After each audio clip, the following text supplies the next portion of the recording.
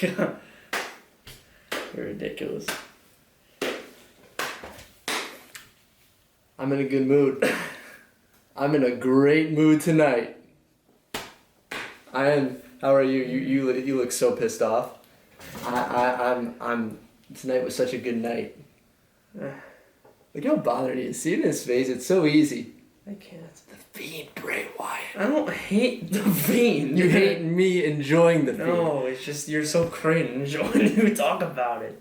Yeah, I know. That's the point. All right, well, we're gonna get started with. Right. Well, eventually, we'll get to Wyatt, but this is your WrestleMania Night 2 review. WrestleMania Night 2. So obviously the bigger night out of the two nights. I feel, yeah, to you for sure. Not just because of Bray. I mean, in general, like the matches tonight were more main event. Well, if you didn't watch if you guys did watch the kickoff show, props to you.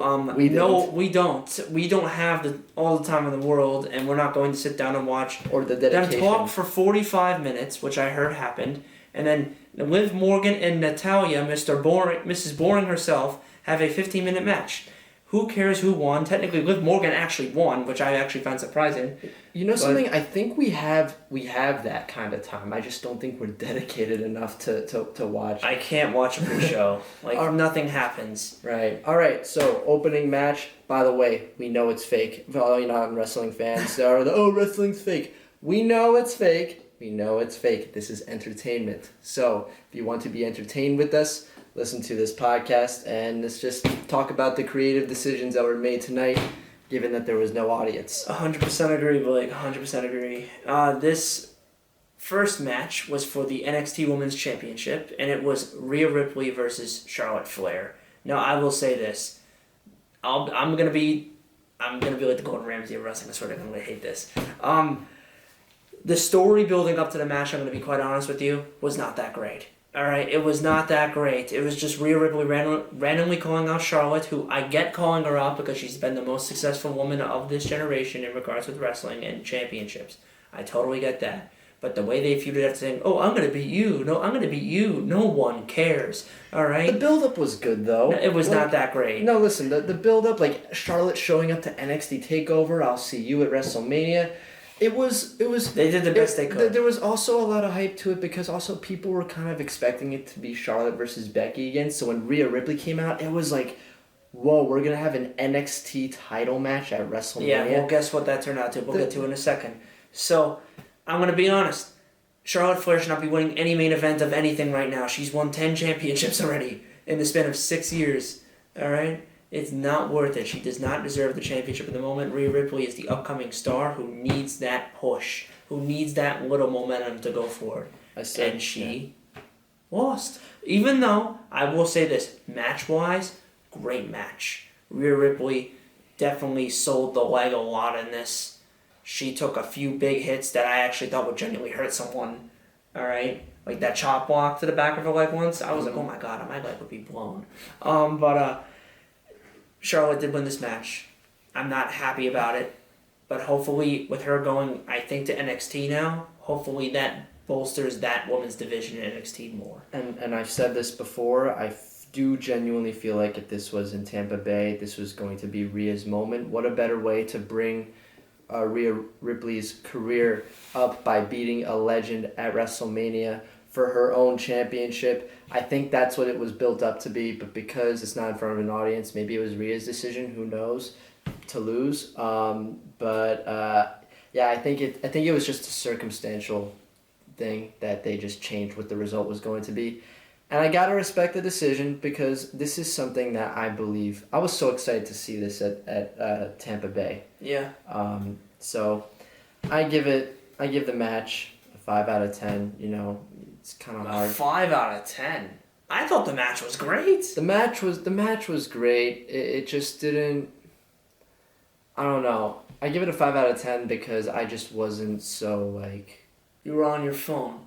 No, I'm kidding. I was not on my phone. I'm kidding. I'm joking. No, but if I were to give it a rating, honestly, I'd probably give it like an 8. It was not amazing. It was definitely not something that's like jaw-dropping, but it was not awful. If I was on my phone, I would have given it a 0 because I never saw it. Sure. So we'll move on to the next match. Alistar Black versus Bobby, the Almighty Lashley. Let me know when this part of the podcast is done. I gotta go, no, I'm just kidding. I was actually gonna say go for it.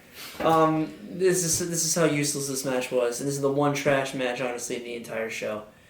This match happened for no reason at all. There was no build. There was no feud. It's just randomly on a show. Randomly, I think the show before it. Oh, we're getting Alistar Black versus Bobby Lashley. That's my great unique matchup. You know what unique means in Michael Cole's dictionary, by the way? It means we came up with it last second, so here you go. That's what that means. You know what my favorite part of that feud was? When Michael Cole said Alistar. Oh my god, that was awesome. I also love when he said Bobby. Oh my god, yeah, that was That's all that happened. Amazing. But no, but by the end of basically what happened in this match, I'll make it short and sweet. Bobby Lashley was about to win the match with his finisher, and then his girlfriend named Lana, who some of you might not know, I don't blame you. She's been annoying for months on this show. She says, "Oh, I want you to spear him to finish him," or something like that. While Bobby already had his other finisher set up. He had his other finisher set up. Why would you just... So just to show off to his girlfriend, he puts down Alistar, ready to spear him. Then he gets roundhouse kicked square in the face, the black mass, and lost the match. And honestly, if this ends this relationship between Bobby Lashley and Lana, thank God. Then they made something of this match. Because we went months of seeing Lana and Bobby Lashley haul the last segment of the show, which is supposed to be the most important segment of the show. I know. For months, With fans never cared about it, and they kept giving it to us for months, and they just never changed it. I know. And then we got the War Raiders for a few months in the main event tag team. Yeah, I know. Other than that, so then I will say this: Otis versus Ziggler, not a good match. All right, but the story made the match. The story, I give a 10 out of 10. Usually love stuff in WWE is the most cringe, annoying, you never want to see again type thing. It's the PG part of WWE that if you're a parent, the part that you wouldn't mind showing your kid if you want to get your kid into Usually wrestling. it's awful. This actually, in our perspective, I'm pretty sure, speaking for both of us, was actually pretty entertaining. It felt like it was going to be cringy in the beginning, and then as the story played out, you're like, whoa, wait, this is actually starting to get good. Get interesting. There's a glitch on the screen in the middle of a love story? What parallel universe I don't know. is this? I don't know. Alright, but yeah, no, I give the story 10 out of 10. Match, not so good, but we all wanted to know what's going to happen with Mandy and Otis, and they got together by the end of it, surprisingly. I was surprised that Sonya came out as the heel right away. For those of you who don't know, heel is a villain, babyface is a good guy. Sonya, we only found out the night before that Sonya was becoming a heel. Next thing you know, WrestleMania, Sonya is a heel. Felt quick, but because WrestleMania is around the corner, they kind of had to jump the gun on that. I understand that. So, story 10 out of 10, match, nah. Alright. So, the next one is Edge versus Randy Orton. Mm-hmm. This match lasted 45-50 minutes, and I'm going to be quite honest with you. I love these two. The feud, this has been the best story in general going into WrestleMania. This was the better story. This is the best story in the company building up to WrestleMania. It was, and I'll be honest with you. Orton in the beginning of the match, dressed up as a cameraman, RKO and Edge. Oh my God. It was great. It was great. Perfect. But this match went way too long. I even dozed off for 20 seconds. All right. And you know something? I have to cut you off because here's the thing: the 40-minute match thing, I would have been absolutely fine with it if it was in Tampa Bay and there was an audience. Yeah, make that 40 minutes long. The crowd's gonna be on the edge of their seats. Agreed. But when it's silent in an empty building and you gotta wait 40 minutes for the climax of the match to come. Oh my God! And nothing really extreme was happening for a decent amount of time. You had so much that you could have done as far as extreme things, using more. You could have used more weapons. I know. You could have done more stuff, but they sort of just kind of fist fought and brawled around the Performance Center just to show the Performance Center. Oh, we're moving around. Just to they were moving around more than they were telling a story. They went to the gym, the office, and the storage unit. Yeah, and that's really it. I thought they were gonna go outside. I thought they can go the extra mile to go outside, and be like, "Oh, I've always said to ourselves since we were younger, oh, I'd love if they actually go outside the stadium. This would be the chance to do it, and you don't do it. I give this match 3 ratings because I believe that it takes 2 to tango, and So here's the thing. I know I said 3 and then 2, but you'll see what I mean in a second. I give Edge a 10 out of 10 because Edge really displayed character development throughout the match. It's not just the wrestling moves that matter. It's your facial expressions. It's you showing when you're angry, when you're sad, or when you're feeling conflicted before you're about to do a move. Remember, this is a production and it's entertainment, and if you want to convey an emotion is so important in this. That non-wrestling fans don't really understand. This is so about emotion, and Edge he is so gifted in his acting, and that moment before he hit a concerto, look that up if you don't know what it is. He was tearing, he was crying on command, no audience, before he hit that last move, so that Randy Orton could not get up by the count of 10. Edge gets a 10. Randy Orton, I gotta give him a 6.5. He's able to wrestle, we all know that, but he just wasn't like that menacing Viper during the match. He was that during the build. What he did to Matt Hardy, unbelievable. What he did to Beth Phoenix, Edge's wife, amazing. The surprise RKO to Edge the night after the Royal Rumble, oh my God, absolutely promos unbelievable. too. But the match, Randy's performance in the match did not meet up to what his hype was, leading up to the match. So I give Randy Orton a 6.5. Match overall, I give it a 5. I'm sorry, but 40 minutes in an empty, it's just so hard to pay attention. I feel like I'm hearing crickets the whole time. Make it entertaining and make it like 25, 30 minutes. I know it's last man standing, so it's got to be longer, but that was just so long. You can get away with it being that long if it's in a stadium full of people, but just not in this situation. Agreed. And I'm not gonna give the wrestlers individual ratings. Doesn't know how it work because technically they're a team working together to try and put on the best match. Yeah. So if I were to make an honest opinion, I'll give the match. I'm being nice because of Edge's return after 9 years. I'll give it a 7. I don't think it was great. I don't think it was awful. I think it was okay. 7 is an okay grade. You barely passed. You got a 70. All right. Mm-hmm. Good job. Let's move on and never talk about it again. You're done with it. Alright. So then, the next match. Oh, we forgot about the 24/7 championship with Rob Gronkowski that no one gives a crap about. I think I took a melatonin before this. Okay, he can take the nap while I say this fast. Apparently, we didn't watch the pre-show, but R-Truth, who's the 24/7 championship, which means you can be pinned anywhere. Alright, at any time. You can be pinned in bed as long as you bring a ref. You're fine, and you can possibly win the match if you bring a ref. But apparently, R-Truth got pinned by Mojo Rawley, which is Gronkowski's best friend from some time in the past. I don't know. And then randomly, Rob Gronkowski jumped off the beam they were at onto a whole bunch of wrestlers and pinned Mojo Rawley, and now he's the 24/7 champion. And then he left. And then Titus O'Neil, Mr. it was the Gator Call, whatever the hell it is. Now he was the host for the rest of the show. It's a complete waste of time. No one cares about this guy. Any person who I saw they put a t-shirt out for this guy. Anyone who buys this guy's t-shirt is the biggest simpleton I've ever seen in my life. All you I only get if a Patriot fan buys that stuff. Except for that, anyone who is a sucker for this, I can't even talk about it. I can't even talk about it anymore. Oh, I had a nightmare, and it was that Rob Gronkowski won the 24/7 championship. Did. What's that thing kids do now at the table at their desk?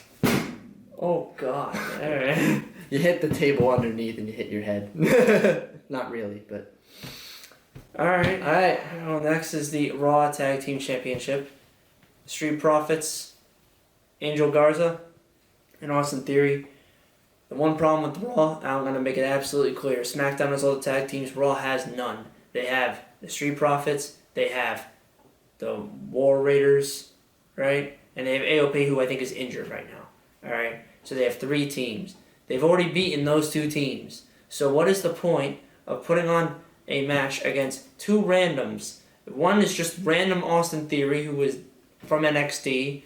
And honestly, I love Angel Garza. This guy looks like the Eddie Guerrero of the future. I think he is totally 100% good material for the future. I think he's the future of this business in regards with the Latino heritage that does involve that does not revolve around family.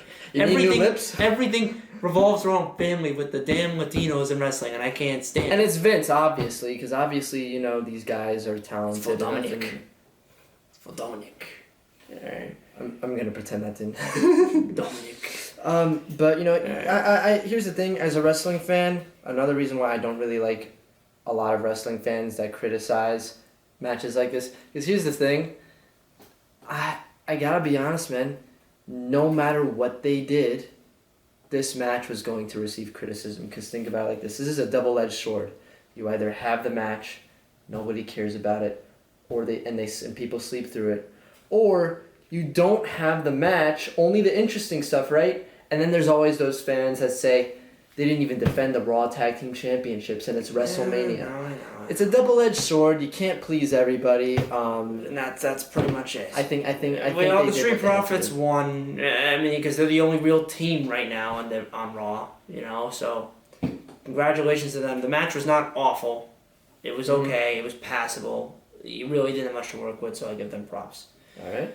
Next one, SmackDown Women's Championship. Bayley, who is the SmackDown Women's Champion, versus Sasha Banks versus Lacey Evans versus Tamina, who I forgot was employed with the company, versus Naomi. But Tamina was a big part of the women's revolution. Oh, she's the wild card. I can't, Michael Cole. We're having wild cards in a scripted entertainment business. A wild card, really? We're NFL now or baseball. I don't know. Oh my God! I don't know. That's just cringy. I'll just say this: the match was good. Tamina got eliminated first. Blake literally said, "Thank God." That was hilarious. I was hoping Tamina got eliminated first. I said it before it happened, and then it happened. I know. So Tamina got eliminated. She showed off her power in a few random moments, and then they all teamed up on her because she's the biggest opponent, which makes sense actually. And they all teamed up on her, and Tamina got eliminated. Yep. Then Naomi got eliminated. Then this is when the only good part of the match really happened, where Bayley accidentally hit her friend for many years, Sasha Banks. It was an accident. It was a mistake. It was a mistake. Lacey Evans got out of the way of a move that Bayley was doing, and Sasha happened to be behind her. Exactly. And then she was about to finish off Lacey, and Sasha stopped it because she thought it was intentional for a moment, saying, "I've had your back for so long, what the heck's going on?" I'm sorry, by the way. I know, I see. And then basically, to sum it up, Lacey knocked out Sasha, and Bayley basically watched her best friend get pinned. And then to end the match, Sasha came back when she's not even a participant anymore, hits Lacey, and then Bayley does the finishing touches, and Bayley wins. So, if I'm going to be quite honest with you, overall the match and the story behind it, not bad. It wasn't bad. I'll give it a 7.5. It was not bad. You know what? Usually, we've been giving different ratings most of this podcast, but I'm going to give the same rating. I thought that it was going to be Sasha and Bayley in the final two, and that Sasha was going to lay down for Bayley because they're friends and let Bayley have the championship, and then Sasha does a reversal maneuver into a roll-up pin, but still, it was good nonetheless. It was surprising. Didn't know it was going to happen. All right.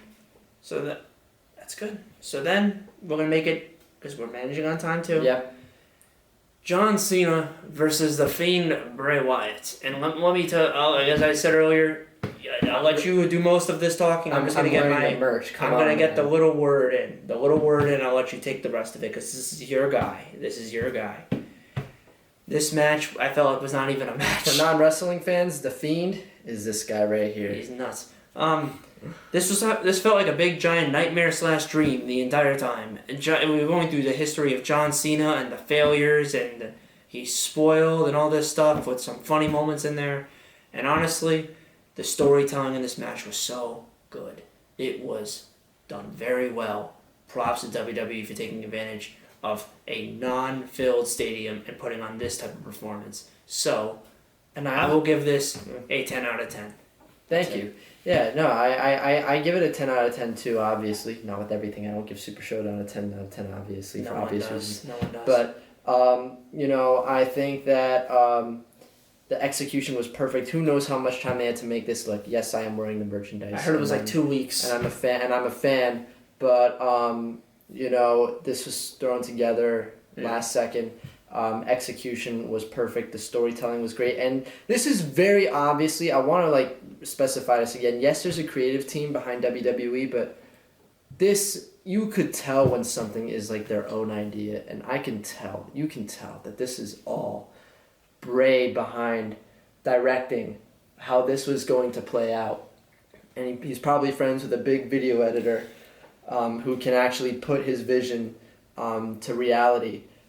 So Bray and whoever his editor is or for WWE, great team, and they made John Cena look like a fool, and it was, I always knew that John Cena could be exploited this bad, but nobody saw that coming. The Fiend was hyped up for the past year. He's only been around for a year as the Fiend character, he lost the Universal Championship. People were so mad about that. To Oldberg. To a botched jackhammer. It was like a toss. But we could talk about that another time. At the end of the day, just rate the match. I give this match a 10 out of 10. They took great advantage of everything, and this made Bray's loss at Super Showdown not feel as bad because boy did this make up on another level. I think this match made history to such a far extent. Honestly, it all depends on what they do with him in the future. Does this benefit him in any way? Right now, in the moment, yes, it's benefiting him. But let's be real here. If they feed him to Roman in the future, it's not going to do anything. Let's not talk about ifs, ands, or buts. Tonight was a victory for him, and I give him it's props. WrestleMania. Yes, so. I know it's WrestleMania. So the last match, Drew McIntyre versus Brock. Oh my God. It's basically a longer version with more talented guys than Braun Strowman versus Goldberg, which we're not going to get into, but we went over in the last podcast. They just did a few more finishers to each other. All right. Felt like a Goldberg match, although Goldberg wasn't in it. Let's see who can do as many finishing moves to each other until one gives out. The only regular move that was done was a Brock Lesnar suplex. Drew McIntyre didn't even do a regular move. He just did finishers. And that's what it's come down to with championship matches, I guess. And this is the first time as well that we have two full-time champions. Braun Strowman is Universal Champion, and Drew McIntyre is WWE Champion.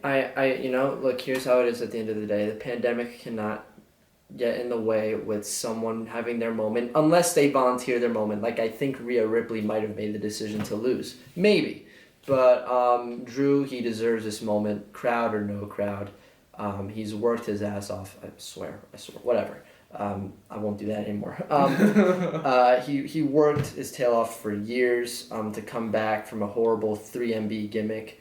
That was awful. And it was funny, but he deserved the moment nonetheless. I give the moment a 10 out of 10. I mean, these are moments that you dream to have if you're a wrestler. You want a main event WrestleMania, win, become the most over guy in the company. Drew did have his moment, not the way he wanted it, but it's the best that the company has to offer. So I give that a 10 out of 10 match. Like 4 or 5, really. I gave it a 5. You're full-time wrestlers, and that's all you can do. I gave it a 5. I don't think the match itself was of any value, And trust me, I'm rating this higher than the Goldberg-Braun match, I promise you that. Oh, yeah, all right? Obviously, because we know that these two are capable of way more. Goldberg can't do much at all. Goldberg is just the spear machine. But except for, the wrestling match itself that I would give a 5, Brock Lesnar's at 5s were great. Brock Lesnar does when he does rarely lose, he makes the person look very good. And I will give him credit in this. He made Drew look very good. And that was the point. And that was the point of it. And I would give the moment for everyone out of there, I'd probably give him a 9. It would be a 10 if there was an audience, but there's no audience due to the pandemic, which I totally understand why there were no audience there. So, by the end of the day, this night 2 of WrestleMania 36 was a good WrestleMania. I enjoyed it for sure. I hope you guys enjoyed it, except for the Bobby Lashley segment and Gronk. No one really cares about that. But except for that, I felt like the rest of the night was really good. And to all wrestling fans who have been wrestling fans that are watching, remember guys, these wrestlers didn't have to be a part of WrestleMania. Triple H was on ESPN and said these wrestlers are voluntarily being a part of WrestleMania. They're not being forced, and they're doing the best they can. Let's remember that despite the audience not being there, let's try our best not to let that get in the way of how we feel about the matches, because at the end of the day, their talent level is still the same. It's just the environment and the setting that's different. We can't, let's try to not let that cloud our judgment, because they did the best they could given the time, and they pre-taped it, and I think they managed it properly. So congratulations to Drew McIntyre and everyone. Congratulations on everyone from night 1 and night 2, except Goldberg. Screw you. And Sami Zayn, screw you too. That's it.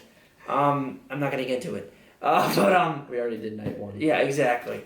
But except for night 1 with 2 people winning that I felt like did not deserve to win, right? Except for those 2 people, everyone else put on a great performance. Everyone else did a really great job, and I feel like by the end of the day, for the situation they were put in, great WrestleMania. Yeah, exactly. So with that being said, I'm going to do the same ending as we did the first take here. So who wanted the smoke tonight? John Cena. And he got it. And others did. Seth Rollins got the smoke. Some others got the smoke. Everyone got the smoke in this past WrestleMania 2 nights. But Cena got the worst. And he's still a mainstream celebrity. Cena's still going to be in the movies and do whatever he does. So that being said, thanks for watching, and we'll see you in future pay-per-views.